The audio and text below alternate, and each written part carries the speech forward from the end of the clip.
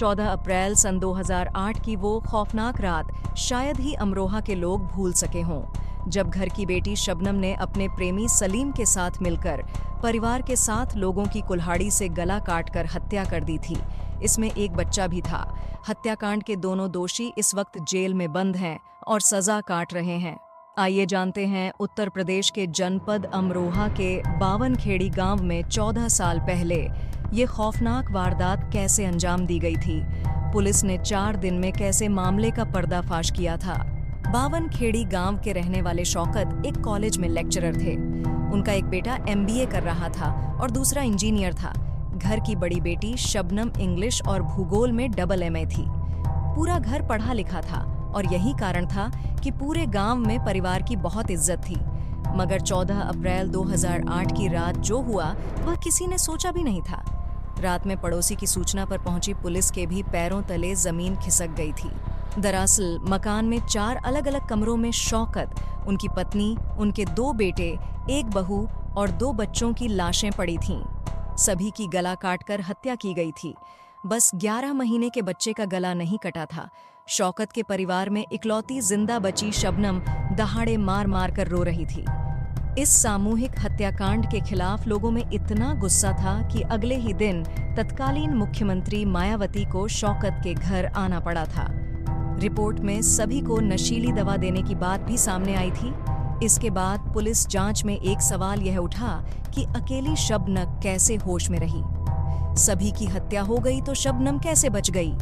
जांच अधिकारी inspector RP Gupta ने शबनम से बात की तो उसने बताया कि वो रात को छत पर सो रही थी।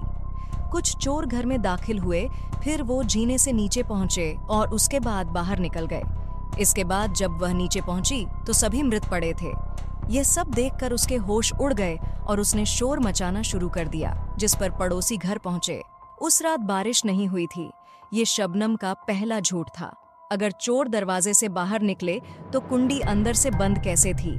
ये शबनम का दूसरा झूठ था। अगर चोर दीवार के रास्ते छत पर आए तो दीवार पर इसके कोई निशान क्यों नहीं थे? ये शबनम का तीसरा झूठ था। पुलिस जांच में यह बात साफ हो गई थी कि शबनम के गांव के ही सलीम से अच्छे संबंध थे। शबनम अक्सर सलीम की बाइक पर स्कूल जाया करती थी। पुलिस को पहले से सलीम पर शक था। ऐसे में घटना के 2 दिन बाद पुलिस ने सलीम को पूछताछ के लिए बुलाया। सख्ती से पूछताछ में सलीम टूट गया और उसने पूरी कहानी बता दी। बताया कि वह और शबनम शादी करना चाहते थे, लेकिन परिवार वाले राजी नहीं थे। इसलिए सभी को रास्ते से हटाने की योजना शबनम ने बनाई थी।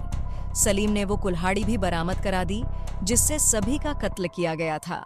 वारदात के बाद उस कुल्हाड़ी को तालाब में फेंक दिया गया था।